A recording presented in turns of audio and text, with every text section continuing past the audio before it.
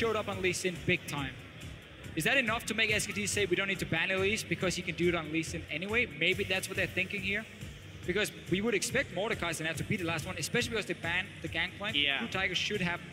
We also don't see the Kench yet. Ooh, ban the Kench now, first pick Elise. This is fascinating. There are more power picks open right now than we've seen previously. Ooh. And even more are through now. Mordekaiser, Elise, Lulu. We think Lulu is deprioritized due to not having much success so far in this series. Tom Kench. Kench and Elise. Bring in the Kench. That's basically what SKT is doing here. Or do you take Elise? With Rek'Sai still on the board, I think you can trade the junglers mostly, even though Elise is still fairly clearly superior. I go Tom Kench, man. Yeah. They do too. I like it. Which means SKT will then go Elise and still have the option for Lulu. Only thing I would have seen change from the KOO Tigers is instead of maybe banning the Rumble, obviously because they see the Fiora ban, they're like, okay, we want to keep target top laners. It was very difficult for KOO Tigers then to realize, okay, are we going to get in a trade where it's like Elise and Tom Kench for each other? They could maybe ban away one of them. Because SKT were very locked in their bans. When you first ban Fiora on red side and have GP and Mordekaiser open still, you're pretty much forced to go for those two bans. KOO Tigers could have played around it. Instead, they are apparently happy taking the Tom Kench, who is, in my opinion, a step above every other support. Same for Elise, obviously, when it comes to junglers. But man, Tom Kench can make so many sick plays. We've seen it so many times with Jinx. Bang has 0 plays through Summer or Worlds on Jinx, so that's pretty much falling into the hands of Prey if they actually want it. Alistar also picked up with that Elise. We'll see what they can put on the table. They've got a bit of crowd control to start off some fights if they can grab somebody from afar, but it's still the Ashe pickup. The arrows just too strong. This is the KOO Tigers' favorite bottom lane. Because what you will do is you will push out your lane, you will recall, and then you have an arrow and you have the Tom Kench ulti to gank whatever lane you want. And suddenly 5 members appear behind Faker or Marin. That's a kill, that's a tower. Something KOO Tigers love to do, and they can do this with this comp. And they also save their solo lanes until the very last pick. So the Gnar's not going anywhere but top lane. Smeb gets to try and counterpick that, but without Fiora on the board.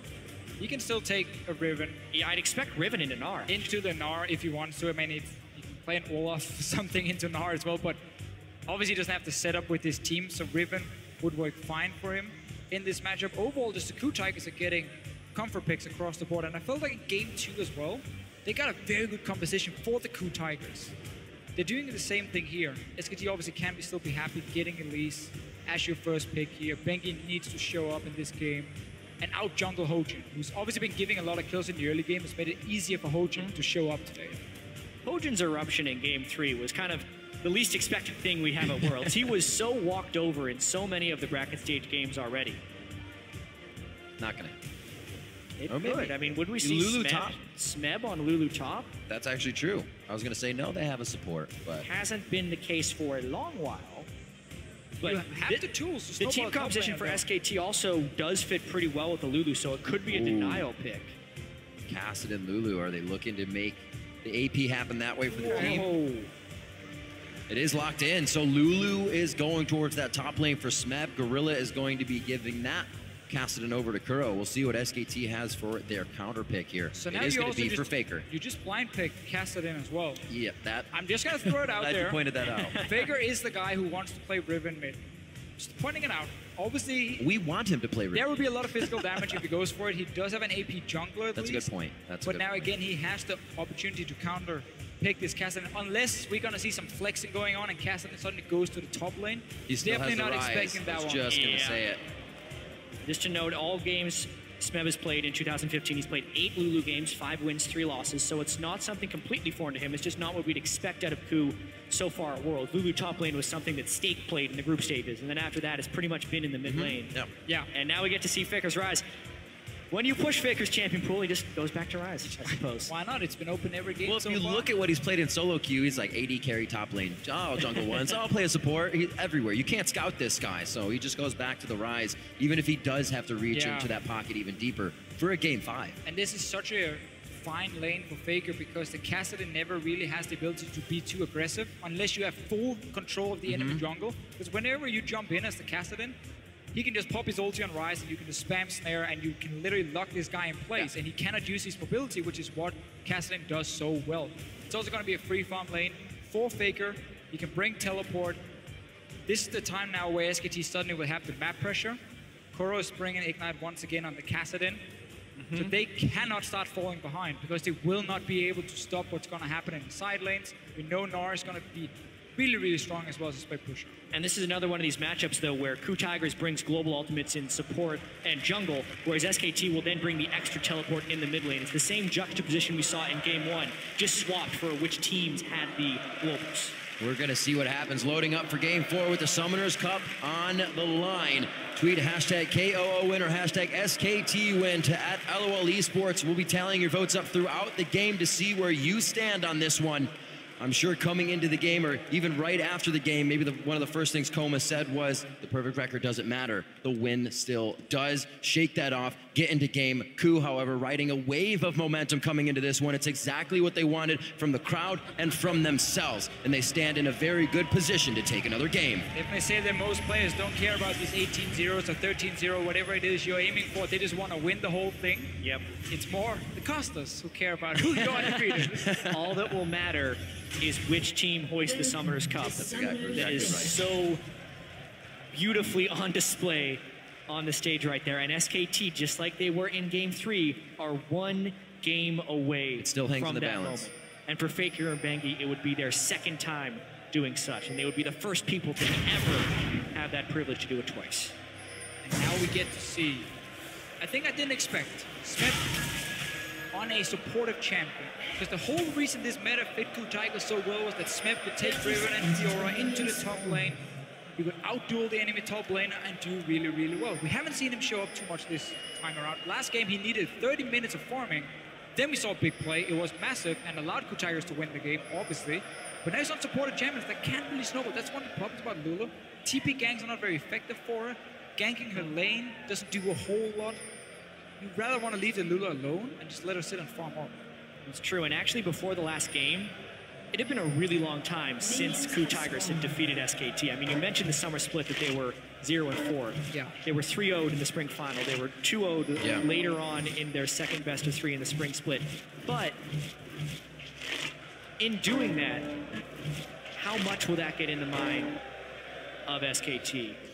They need to be able to bounce back. Speaking of records, the last time SKT even dropped one game in a series was in August against Najin EM Fire, so it's not something they're really used to right now. You can see KOO's momentum wave flowing right into the crowd as they wave around the Mercedes-Benz Arena. SKT has done this before, where they leash for either Bengi or Marin to get him quickly to level 2, and then he can go to his lane, and he kind of has a small advantage. You see him get the grump now. It got delayed a little bit because KOO Tigers invaded, but that was very smart. He's gonna, he's gonna kill it. I mean, half a second away, actually, from not killing that thing. They know he's going to be recalling, so Smeb will be able to make it up there level 2. Yeah. Either of the bottom lanes actually gain experience off that. And Smeb can run because he started on top side of the map. It's very important in these matchups here. If you start on the top side as the jungles and top lane duo, taking that camp, get level 2, even a blue buff on the side of Smith, you can run up there and save your teleport. Because Marin had to do this play around the Grump, wanted to try and rush it down and then team it up. He's now down a summon as well, and that's going to be key when it comes to poking away. You can always go back and return. And even though Smeb has been performing so well on carry top laners, it's not like he hasn't been effective on utility or tank type top laners in the past. 5-3 this year on Lulu. He was a good Maokai player. He was a great Gnar player. He can still play those styles. It's just more throwback for KOO Tigers and kind of a mix of the old and the new with this team composition. A lot of Korean players, when you're on Incredible Miracle, you don't really perform too well, but when you leave, a lot of players tend to do really, really well. Smith is one of the guys. Didn't have much of a name before he joined the KOO Tigers, and then slowly but surely got better. Was actually considered one of the worst top laners previously, so a very big step up for him. We heard the Korean casters saying it was almost impossible that SKT themselves slumped, but each player on KOO Tigers has faced that individually and then come back to be fantastic players here at Power Worlds, aiming for the Summoners Cup. And this game will also be so much about how SKT can recover from the early game. You can see Bengi missing his cocoon on the Scuttle Crab. Not the best start, losing some early pressure there because that revealed him to Gorilla and Prey as well. SKT really needs to kind of reset, make sure they're safe in the early game, and then make KOO beat them. Have to keep an eye this game if they do kind of forego the sight stones again, use the hawk shot, get their vision through different means, or if they go back to kind of a regular play. The aggression they had last game took SKT off guard, but I'm sure SKT's ready for that another time. Yeah, for sure. They've been talking about the first 5 minutes. We haven't seen SKT rush into the enemy jungle all of a sudden and take a stupid fight. We just saw a jungler miss on the wrist guard. Much more patience. That was about it. That's about the amount of action we've seen so far. So it's a lot slower pace now for SKT. There is a lane that's going to be annoying for them. I always liked Ashe into Sivir because of the fact that you can just constantly trade her with her. It's very hard for Sivir to trade back these quick trades. You're just going to boomerang you, you step to the side. But when that happens, Tahm Kench will eat the Ashe. Then suddenly the trade damage is really going, there we go. Thank you very much, by the way, KOO Tigers, for showing it. So you can have these very quick trades. Exhibit then A. you get that level 6 and you can start making plays across the map. Well, wave kind of sitting in their favor here if there any is. Jungle pressure down bottom. Hojin is there, but there is going to be no presence of Bengi as the wave kind of crashes in and starts to build. Yeah, and there was a slight early edge in that lane for KOO because SKT did try and pull for Marin, but we're not seeing the fruits of that labor in any of the lanes. The top lane is still losing to Smeb, although it is small, and then Prey and Gorilla, even with the wave being in their turret, were up about 8 or 9 CS, so nice stuff all around. Hojin, though, he sees, ooh, it's a pretty risky invade. Bengi just pulled off. He moved it on his own. Castling couldn't move down. The lane was pushed in. Gorilla and Prey down here is having control of the 2v2 as well. They could easily have collapsed on Bengi, but they didn't see him before it was too late. He got very early side stun. As a few deep wards down, that's going to be important at least, so he gets away with it. Yep. That could have been very, very risky. Smeb using that blue buff as much as possible to make sure Marin stays down. Activating his Gnar off the minion wave as well, so he can't get pressure, but Marin just dodged, didn't take too much damage. Another condition that SKT will have to fight under is that Gnar bar. We'll see how they get around that once the time comes. A very early sight stone for Bengi to get more vision in. Looks like Hojin was towards the mid lane, but Faker drove back, so they're not going to get anything out of it. low on mana. Not in a great spot. He's been pushing with that blue buff. Without it now, he gets himself out. The repel does not hit. That's exactly what Smeb needed to do right there. So often you see Lulu's greed and not successfully flash the cocoon away there, but he knew he couldn't speed himself up very well. You knew he was low on mana, and it's just, aside from getting caught in the first place because you're pushed up in 6.5 minutes without wards, the gank escape was perfectly done. A little bit annoying for Bengi as well. He knew the minion wave was coming. It's like either I fire the cocoon now, or the minion wave will arrive and I can't do it, and he can hide behind them and so on. But pulling the trigger. Well, that flash is down. Bengi wants to at least get coverage up here, or since Marin is pushed up pretty low health, they want to see if Hojin's going to make a move. Hojin, however, likes to counter gank himself, so make him up here very, very slow. Not get himself in any trouble. Actually goes down bottom. Knows Smeb is safe. He's going to get some vision of his own inside the jungle. This is a little, at least knowledge. This is a little bit more of the bracket stage Hojin that was looking ineffective. He's wasted a lot of time so far in this game. Not only in the bottom lane beforehand, when the ward is spotted in by Bengi, those wards are in place, he canceled his recall, cleared an extra ward, went back to base, and then a very late counter gank attempt in the top lane when Smeb really could have even been died since he just teleported back to his turret at absolute full health. So some inefficiencies coming up. Yeah, and as soon as you show yourself as a jungler in the early game, you give so much information to your team. Because okay, he's top side, suddenly it's open for you to go into the enemy jungle on the bottom side. If you want to renew some of your wards, you can keep control that way. So whenever a jungler wastes time by showing how they can shoot now, it ends up costing more in the long run. Because of their vision, you lose. And one of the bigger costs of that is the fact that Faker still gets to farm up freely on Rise. We knew it was going to be an easy lane, but when he's able to dodge the jungle pressure so easily, he's gone tier into a mana crystal. He's going to be going Catalyst next, but he is completely maxing out on damage early on here. And you can see it's almost told as well. If you look at the items in the side of Smeb and Kuro, they both have Catalyst, which means they'll be doing stacking as well. The cocoon comes out. Hojin flashes in and gets the knockup, saving Smeb's life. Can they retaliate here? It looks like Bengi and Marin have gone too far away, but what a save for Smeb. A lot of things happened right there. Faker tried to TP in behind his wall, but KOO managed to interrupt the teleport from Faker, and then obviously we had this no-flash Lulu running from the river. SKT thinking, oh, this is gonna be a kill, and Hojin shows up to save the day. everyone had to do the right thing to avoid dying there, which is a little bit dangerous. Flashes were blown in the mid lane as well. Looks like Faker and KOO went hard, so there's no flash for this. Hojin in a real bad situation with the last bit of mana. Faker takes him down 2v1. This was one of the problems we mentioned a little bit in Champs, like how Kassadin in the early game with the Catalyst, he can't really burst down the Ryze. And then whenever you jump in for any fights, Ryze can just turn it around. I figured there wouldn't be any fights right now. You're going up against Faker, charging things up. Of course he knows how to play that, and it's a tell to have two Catalysts to say, we want to hang. And it remains to be the greatest mystery of worlds, how Faker's the only one playing Ryze in the mid lane. But I So true, it really is. We're learning more and more about why that's the case. It really feels like he's the only one that truly understands Ryze. Because that was easy for Faker. He burned an Ignite in a 1v2 and got an easy kill. And Flash was already down from a 1v1 that they just had as the teleports went towards top, so. Yeah, really bad Playing game it by very Hogan well. and KOO there. So KOO Tigers in the last few games, on average at 10 minutes, they were 1,084 gold ahead of SKT. This game, we have not seen the same SKT Telecom run in head first and just risk losing members, giving up kills they shouldn't have in the early game. They're playing a lot slower. Bengi's been getting some deep wards, and this time around it's SKT who has the lead at 10 minutes. We also know they have the better late game shot calling. Yes. As a team, we've seen that now. Suddenly it's looking a lot different. Very controlled from SKT, not trying to get themselves into crazy engages behind tier 2 turrets at the start of the game. Already setting the pace that they want and that they can control. Yeah, and here's what SKT is trying to do. They want Faker to scale up a little bit more into a Rod of Ages. They want Marin to stack magic resist so he's nearly unkillable by the Lulu and Kassadin. Those are two very low sustained damage mages, and Ashe doesn't do big damage until later in the game.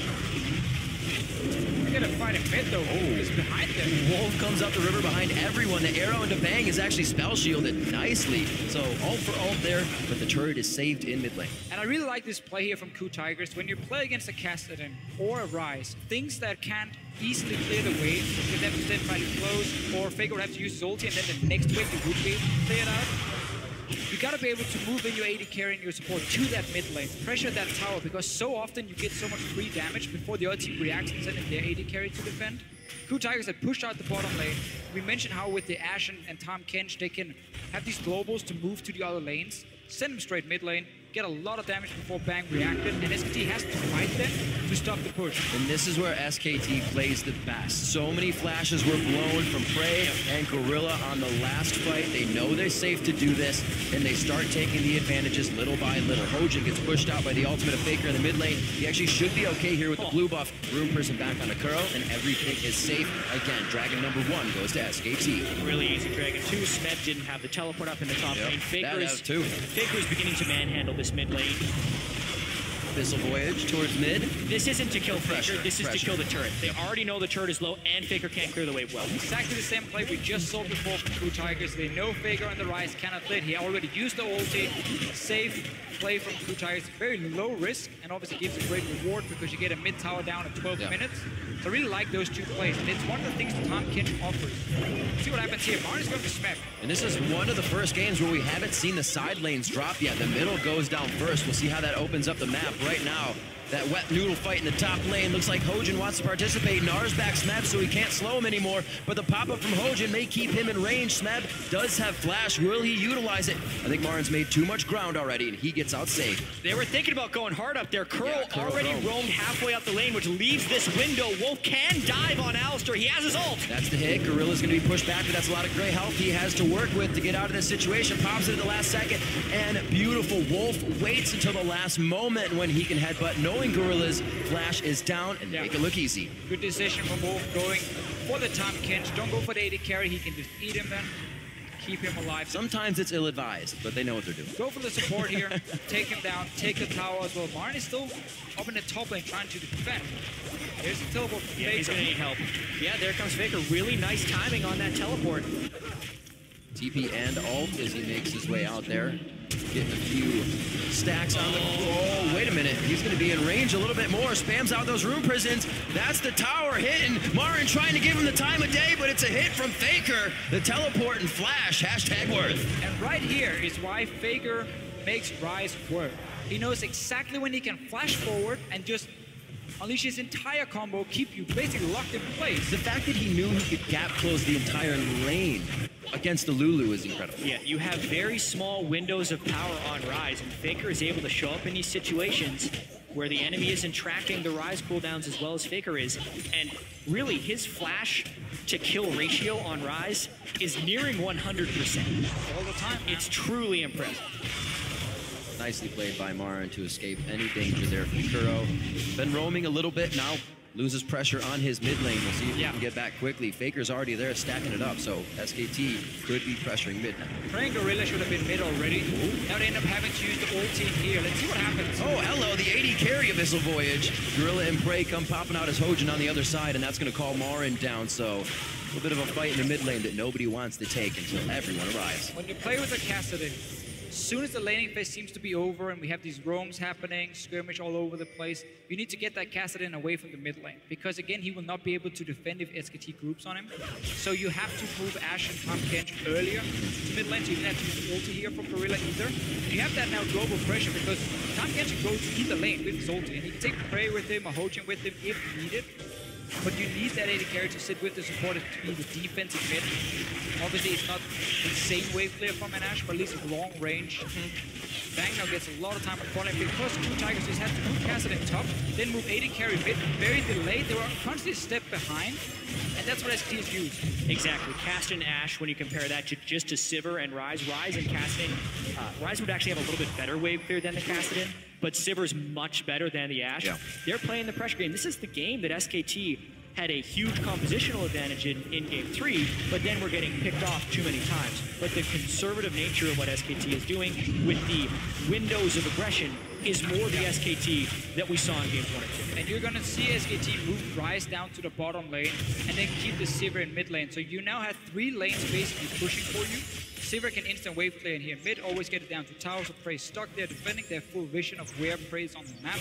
Rise is not going to be challenged by anyone in a 1v1. We've seen what happens when Cassidy jumps forward. Lulu is not going to do it. So there's going to be 3 lanes where SKT can push them down. That means they can be proactive outside of KOO Tigers trying to fire an arrow and surprise them. But then SKT should be in a position where they push up the wave, they can see it happening, and react to double teleport themselves. If any mistakes are made at the same time, they'll get way more than just 1 turret in that situation. SKT takes a mile when you give them an inch. 3-0 already. This time they have the 2,000 gold lead, and we did see the early sightstones coming in from KOO this time. It wasn't just the run into the jungle, find a target, and make it happen. They don't have that pick anymore to work with.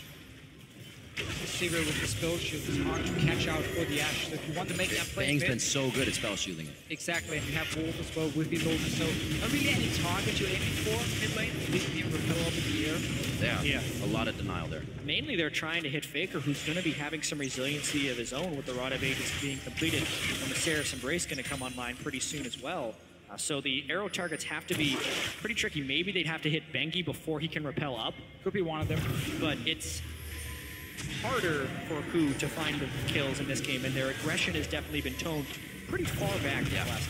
And we looked again at this double teleport. Marin, once again, has gone for the sword very early on. Less cooldown on the teleport. He was one of the first guys to really start bringing home guard when TP top became a big thing, and he was so good at Malphite and so on, always creating flanks with it. Now he's changed that. Distortion is that less cooldown has more value for him in this game. So double TP. Yeah. Less cooldown on one of them, stronger side lanes as well. Well, I also think it's just a smart adaptation to the way the game is being played. So much of the teleports are matching each other's teleports, so when you match, if Marin has distortion boots, his is up sooner, and they can then win that play. But Smep should have noticed that, and he can copy it and do exactly the same. We've seen 3 games in a row now from Marin, and if it's going to be a problem, which it will be, because again the cooldowns are so important, I feel like you can adapt on the fly. Are they going to dive top? I was going to say Hojin spending a little too much time there for just a ward, but it looks like they do decide to go with it. But they're giving SKT way too much time. Also, a teleport is still up for Faker. They're fighting the other teleport in Marin, but they don't have a minion wave. SKT has already mobilized themselves towards top. And I think another thing we haven't talked about, as we saw with Smeb and Marin, just like slapping each other very weakly. Super tank Marin. KOO can't create any opportunities on his own against Rise, and Ashe isn't exactly your dueling 80 carry. KOO Tigers really needs to wait a long time before this team composition comes online, and they're actually at the mercy of a lot of the power spikes from SKT thus far.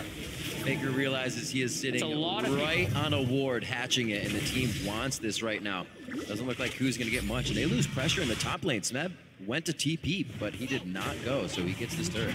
Because SKT keep pushing down all 3 lanes to the towers of KOO Tigers, they can see as soon as people are missing. Like, oh, you just left mid lane. Let's make sure our top laner is aware. Let's make sure Faker can teleport up in case it's needed.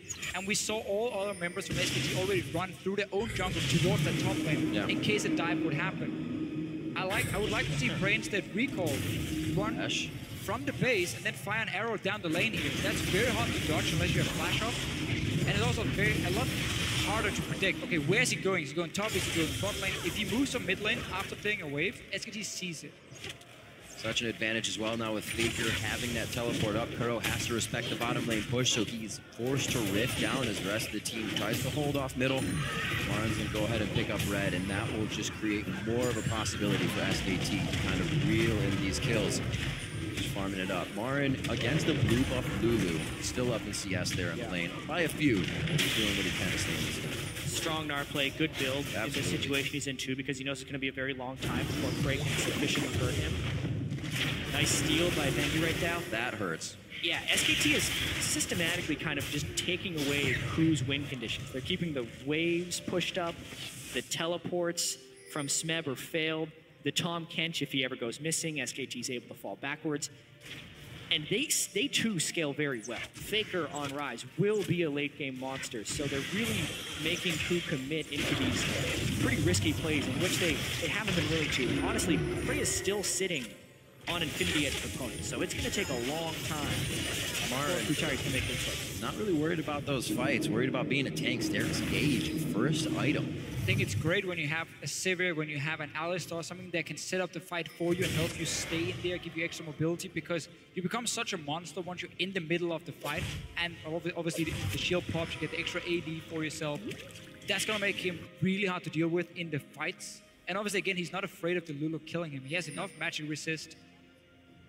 I have such a weird feeling with Lulu top lane, because again, it can't really snowball, it can't really assert a whole lot of pressure either. It just wants to go into team fights, but you want to have a split push threat in this meta. So it's always been a bit of a weird pick, and that's why we've seen it a lot less here at this World Championship. I definitely didn't expect it. Backs against the wall, Fiora not champion pool there because it was banned away, so I understand why they went for it in this situation, because they had so much success in Game 3 by going with something completely different, a full pick composition. And they are stalling this game out as well. SKT as well as KOO Tigers are kind of playing the slow game. Yeah, simply just not been able to create the pick in this game, because Frey is always spotted where he goes. He's not been able to roam around in this Ashe here. Double teleport makes it so difficult, because all 3 lanes have always been pushing down, slowly chipping away on the tower. Faker hitting that Saracen brace as well. He's going to be even harder to kill now.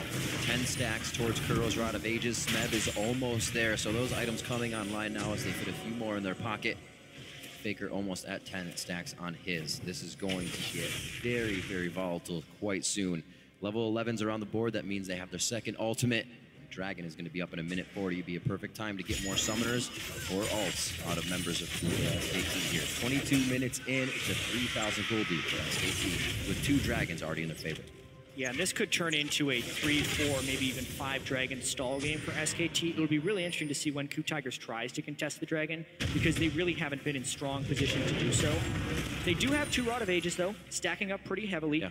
When they get a death cap onto Smeb, if they get a death cap onto Smeb, and when KOO completes his Zonias, is there opportunity to create a fight? It is, and that's what they have to pull off. The problem is, SK Telecom, they have no reason to rush in and take a 5-on-5 fight. Again, when you have the map pressure, you just keep pushing the lanes, and you wait for that moment where KOO Tigers sends someone down to defend the bot lane tower, and then you make a play on the opposite side of the map. But that's where you rush the Dragon while Cassidy is sitting and clearing waves at his own tower down here on the bottom side. And then you always have that small advantage coming into the fight. If SKT suddenly just rushes Dragon for absolutely no reason, that's where KOO Tigers will have an opening. Land an arrow, get the engage, try and win that fight. Seeing how SKT could play this one. Marin in the top lane, looking to build that bar. Would be a great time in 30 seconds to have that Gnar out. Faker and KOO already on the bottom side of the map, adding that pressure. With Dragon coming up, you can already see Gorilla kind of waiting in the middle of both top and mid. or I should say bottom and Smeb mid. is home guard, and he's sitting in base for a long time. And he's waiting to TP somewhere. He's going in bot lane now. Just going into the river brush, but it's going to be Kuro getting dropped immediately. How did he even think he could take that fight? Sarah's Embrace wasn't even used by Faker, and they're ready to keep going for the fight. Gorilla chomps up Smeb as his teleport comes in. Prey gets caught way off on the wing here. KOO was not ready to take any sort of fight. They thought it'd be a single 1v1 with their TP being the advantage of the bottom lane, but they have been turned on their head for this engage. Marin, no red buff, just the slows from the boomerang, but it looks like KOO is able to stave off any more deaths. 2 for nothing there for SKT. KOO has no idea how to deal with Faker. That is the thing that is losing them this game. 4-0-1, 100% kill participation, and also 2 of those kills were 1v2s, and he didn't even have to burn flash while killing them. This is a big misplay by KOO to be walking in range of Faker when he's capable of doing that. Faker has complete mastery and knowledge of what he can do, and you can tell KOO has none of that knowledge. I just love this matchup here. He was last picked the Rise into the Kassadin. Kassadin shines when he uses his mobility, get multiple ultis off, but Rise is able to lock him in place and burst him out. Keep in mind, you also champion who wants to hourglass second item. There's nothing against the Rise. He just got completely destroyed. Tom Kench was trying to come in for a larger flank. That's why the Castion engaged. Oh, yeah. He was interrupted on the other side of the fight. They had Homeguard TP coming, they had Tom Kench coming, everything was set up. But you need to get that arrow in first to stun that Rise, because we see what Faker can do. The amount of damage he's pulling off already. Can't let him freewheel like that. And again, the game they're building, the face of the mountain fully, it looks like on Gorilla. Merc treads around, so they have what they need in magic resistance instead of building that Aegis. The Locket's already completed for Bengi. They're not worried about any of that AP damage, so Faker can still wreak havoc on these members of KOO. It's not looking good, and we've said Faker, Playmaker really hasn't been here this world. He was just waiting for the final voice. I think he's been having a great final so far. See what happens here. Gorilla, He's caught. The gray health is there, a flash over the wall possibly. Doesn't even get a chance to gray health on that one. A good crit from Bang and the execution from Bengi. And it looks like a little too far into the turret as they're getting flanked by Kuro here. SKT still knows their limits, and they get 1 kill there and have good pressure. The walls are crashing down around KOO Towers right now. playtime is over. Yeah, Marin is also unburstable for the most part with the Sterix Gauge as well as the tank items. The team is engaging in the right moments. The waves are crashing down on KOO Tigers. They don't even have Ash Hour right now. SKT is in complete control and look to be on their way to their 2nd world champ. And this is where SKT does their best work when their opponent's being smothered. They don't know how to assess a fight. They don't know where to go once the fight starts. And SKT continues to pick you off 1 by 1, grabbing a little bit after that. It looks like they were looking for a few more kills there as they enter the jungle with KOO Tigers. Coming up empty-handed, they're still happy to be in the lead with all the map pressure right now. And what a mental recovery by SKT. They died 29 times in Game 3 to the KOO Tigers, and 26 minutes into this game, they are yet to suffer a casualty. Undefeated that's throughout incredible. all of Worlds. Play kind of badly in Game 2, early game comeback. Play even worse in Game 3, get beaten. The crowd is completely against them at the end of that game. KOO Tiger chance coming in, and they are playing close to a flawless Game 4. Very, very clear after the game. Sit down, took extra time before they even returned to the stage. Yeah, they did. And just talked over and said, Noted by okay, Dash. guys, we have absolutely no reason to risk this early game. We know what we can do later on in the game. Play it safe. Doing it this game here. Double teleport coming in. And KOO Tigers also surprising us again in the bigger fan phase. This time around, I definitely feel like it was for the worse, especially when it came to this Lulu pick in the top lane. The first 3 picks were great. Rek'Sai, Ashe, Tom Kench, it looked really good for KOO Tigers. Then it was a blind pick casted in, and it was It's just Lulu going to top mention lane. that. Coming in maybe a little too strong-headed there. Obviously, still could have worked. Seen the blind pick Castins come out very strong, but Faker knows exactly what that matchup is about. Pulling out the Rise 1 time after the other, continues to play it to great success. Yeah, and comparing the team composition between Game 3 and 4 for KOO Tigers, Game 3, everyone was a playmaker. Lee Sin for Hojin. Ashe and Kassadin still the same, but they had split push pressure from Smeb on Fiora and a Thresh for Gorilla. Tom Kench is an annoying support. He's mainly a defensive user. He's beautiful. And then he punishes positional errors, but he's not the same type of playmaker that Thresh is. So substantially less playmaking for KOO. And that's one of the great things. They kind of threw caution to the wind. Oh boy. But now SKT is playing their defensive controlled game. This is their risk. Teleport almost up for Smeb on this one. He's clearing the bottom wave. It looks like the team may not even try to take anything. Hoja gets hit out. A very late arrow, though, still allowing SKT to fight. The Gnar misses off of a flash there by Gorilla, but Baron is now up, and the fact that the waves are already crashing towards KOO makes this so much more difficult for them. Remember, it's a home guard enchant. For Smeb, less cooldown or more cooldown. For Hojin. Again, where they take different roads to exit. The exhaust is there, but I don't think they're going to have to chase on that, even with Faker's ultimate coming in. It looks like they stayed back. KOO now trying to hold off mid. The flash was used by Prey, or I'm sorry, heal was used by Prey. The TP coming in to save the minion as well as engage in a fight. Smeb gets the wild growth on himself. What a static shiv crit. And it looks like that could be a final kill. Nicely done coming in. The Toxin from Bengi picking up a kill onto Prey as he had already used heal. He could not get himself away. And Gorilla also falls after flashing previously. And SKT is going to take a lot after this one. The wave clear is gone for KOO Tigers. They had to go back to base. They have Baron buff and 5 people alive for SKT. How hard do they push this in? They don't have many waves pushing the side. It could be towards the top before Prey and Gorilla get up to get that second tier turret. They have a pretty good minion wave halfway there, but I don't know if they have time. Maybe they just have too much money to spend at this point. 11.5 thousand gold in the lead right now, and still a flawless game of 8-0 as we just hit 30 minutes. Yeah, no reason for SKT to risk anything. Just go back, return out here, take another dragon, get 4 for yourself. And really, just the way they've been sitting in this 1-3-1 as Marin is trying to run away, Hojin comes in. Beautiful hop. The whimsy from Smeb could get him there in time, but it's all about KOO being there. That'll take him a lot more time. This gives SKT time to move out on the map. Marin staying alive for quite a bit. Yes, it's going to go to KOO. And I guess SKT did not get too much out. Thought Marin might make it a little farther, but that was a good pickup. First small sloppy mistake we've seen in this game from SKT. Yeah. Marin shutout. Just being a little bit too greedy or trade, I think, with Smeb. He's getting Baron off of one member. Very good here for KOO. But still quite a bit of Baron to be used by the rest of the team's Faker to the bot lane, but he's got to be wary now. Yeah. He does not have his teleport up, and you can see. Take Dragon. Just take Dragon. And I'm looking at this Ashe pick here for Prey. Normally he's a fantastic Ashe player who's able to set up a lot of picks for his team. That's 4. Obviously one of the reasons KOO Tigers value it so highly. But what SKT did in this game, that was very smart. First of all, Sivir, who can spell shield the arrow. Ashe, Alistar, who can obviously pop his ulti. We talked about the Elise, who can propel up into the air. There was no easy target for Prey to hit. We mentioned this earlier. There's no easy target for him to hit in the mid lane. That's normally how you stop a 1-3-1 with Ashe. You say to the other team, if you split up in side lane to be hard engaged mid and you die. They're setting up a play. This has to work. This has to work. Faker onto KOO. We've seen this before. He dodges out. The minions in the mid lane gave him a bit of vision here, and it looks like he's going to be able to stay for the full fight. Hojin gets eaten up, and they're trying to get out of this. A cocoon right across the mid lane could keep someone in range, and it's going to hit Gorilla. That's going to be the fly-in from the rest of the team. The Grey Health and Wild Growth is on. Everything once again for KOO being used in defense when they want to try and get in offensively. And this is more push power coming in from SKT. A minion wave already prepped towards the top side. They're going to be able to do a lot of damage here. KOO literally threw everything they could at Faker there, and they didn't even hit him. Nope. With a spell at that fight. This has been strangling from SKT. They're completely starving out KOO Tigers and just putting their stamp on this world champion. Definitely angering the beast with that loss.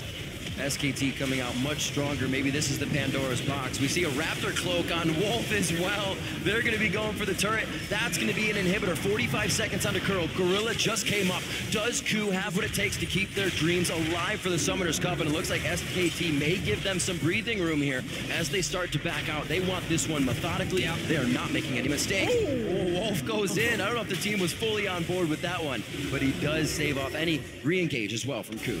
Same again for SKT. There's no reason to risk anything. We've seen some of the other games. The team got a little bit too greedy, overextended, ended up dying. Not in this one, outside that one misplay Marin made. It's been a perfect game almost. And a surplus of items now coming out from the side of SKT. We talked about the spell shield. Bang, if he misses it, he also has the Quicksilver Sash. Now Faker's got his Rabadons on top of everything else. Deadman's played on the Sterix Rage and a Banshee's Veil in the top lane. So many things to help them mitigate the crowd control in KOO's fight. It just seemed like KOO invested everything onto the fact that they could always engage with Tahm Kench and Ashe, so they didn't need to bring double teleport. They could start these fights. But then they didn't realize how many members of SKT could avoid getting stunned by that arrow, and suddenly the 1-3-1 was going to be a thing. Double TP. there's just been no answer for Tigers. It's so hard to play against, especially get the massive lead early on, which they did. Yeah, and I mean, this game, if SKT closes out with this 13,000 gold advantage, is almost classic SKT. It's exactly the way they want to win the game. Nothing incredibly flashy. Faker dominates the opposition. Yep. They still make smart plays after that. They rotate around the map properly, and they just systematically starve out the opponent. KOO Tigers, last stand, 2 inhibitors down. Here SKT comes. On the hunt, goes in. That's going to be Hojin in a real sticky situation. He goes down a full 3-man Gnar ultimate. That's going to be Smeb down now. Eyes onto the 80 carry, but the support hits. It's going to be KOO out safely. Prey, however, has to run away from his base. SK Telecom looking to take down the final Nexus turrets. It does not look good for KOO and his team. KOO Tigers are falling. SKT will be your first ever 2-time world champions!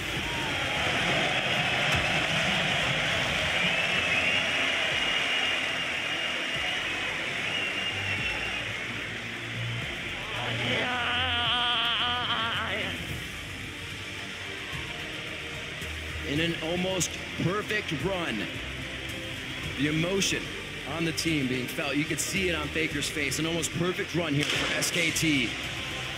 Thwarted one game, but come out the victors and get to hoist the Summoners Cup a second time.